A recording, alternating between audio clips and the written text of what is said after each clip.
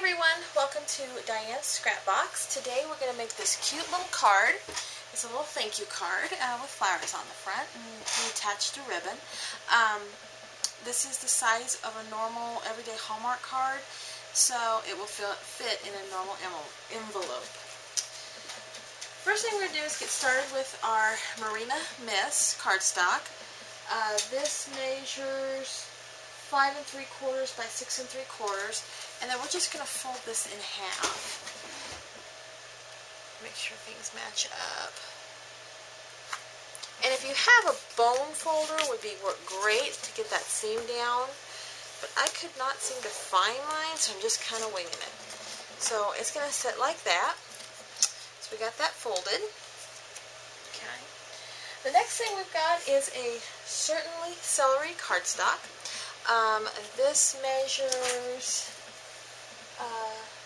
6 by 4 1/4, and it's just going to sit right up here like that. I'm going to take my snail and go ahead and attach that. Like so. Oops. Try and get it even. There, so you kind of have a little border around that nice green card. It's a little crooked. One thing nice about the snail, if you mess up, you take it off, and you can reposition it, just like that. It looks like you did it the first time. Okay, the second little piece of paper I've got is actually Melon Mambo. It is from our Pattern Designer Series paper stack.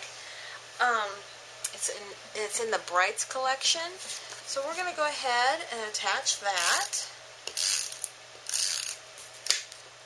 like so, and it's going to kind of stay on one end, kind of like that. Oh, and this piece measures 4 1/2 by 3, so it's just going to fit there. Okay, so we got that far done. Now we're going to go ahead and stamp. The stamp I'm using today is called just a thank you stamp.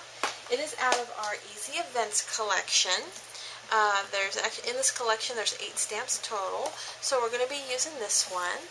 And you can order it off of my website at Diane's Scrapbox at stampinup.net, and look under the 2011-2012 catalog. Now I'm going to stamp this in basic black, or basic black ink pad. Should be really kind of nice. You just flip that over like that. I'm just going to ink this up. And one thing nice about the black only is it's actually waterproof. So if you should get wet, it's not going to smear. And I'm just going to aim for the middle. Ah, that looks pretty good. So you can see that. Okay, now we're going to have a little bit of fun. This is something that I like to do. Stampin' Up came out with these neat pins. I'll get that one out there. But these are our markers, and they just, they have 2 sides to them. They have a little small side and the bigger side. So whatever side you need and whatever, it just kind of helps with space. So I'm going to just go ahead and I'm going to color in the blue flower, and I'm just going to be really kind of speedy about this. Like so. Okay, there's the blue. And then we're going to do the yellow. This one was Marina Mist. This is Daffodil Delight. It's just a yellow. Really pretty yellow, I think. One thing nice about all Stampin' Up's products is everything will match with each other. So if you are using Old Olive or Certainly Celery cardstock on this, they also have Certainly Celery stamp pad, markers. Everything mixes with everything else. Now, this last flower, we're going to do something just a little different. I'm going to use my Real Red Stampin' Pan and a little thing called a blender pen. What's nice about the blender pen, if you should not have a marker, but you have a blender pen, you can go through, and these are they come clear actually, they're actually white, but I've used it so much it's turned red. And what you can do is you can press these pads down and get the ink to come on the lid. And we'll load that up. And then we're going to come in here and we're just going to color our red flower. It's almost like watercoloring. Like so. Okay.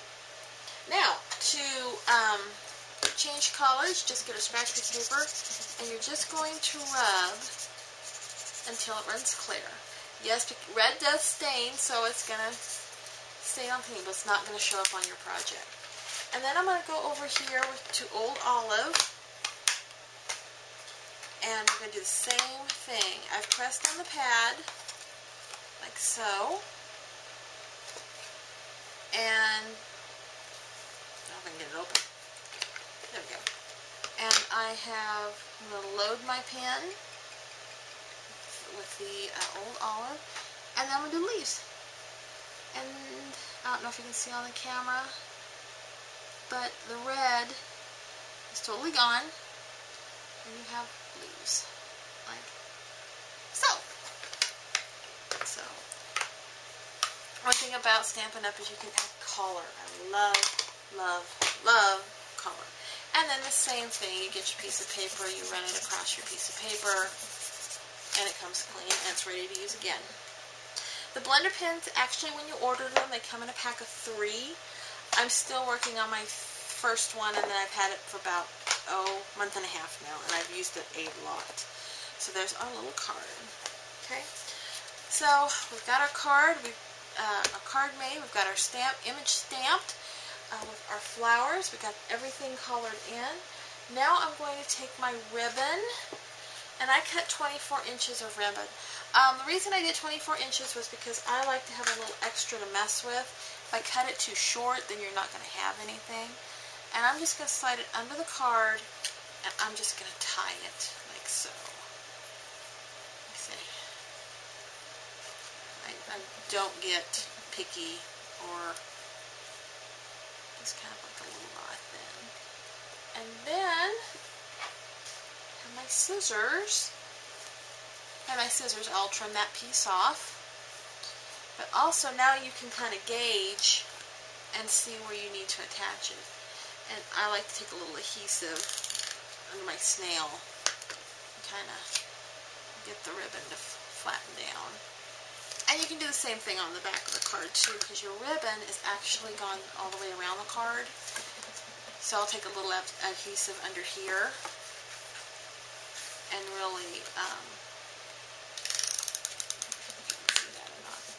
just kind of tack it down. So we'll trim that off a little bit.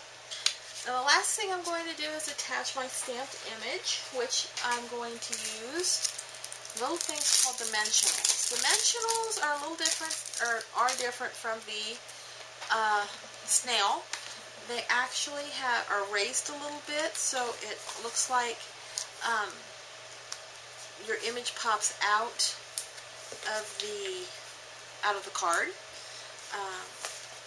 It seems like everybody's layering nowadays, so this just kind of gives it a little bit of a pop thing. And we're going to take the dimensionals off.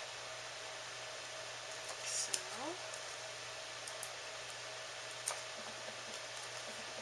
like that. We're going to turn our card around and we're going to fix it just like so. Press down. Okay. I don't have scissors to trim that up, but I will trim that up when we're done.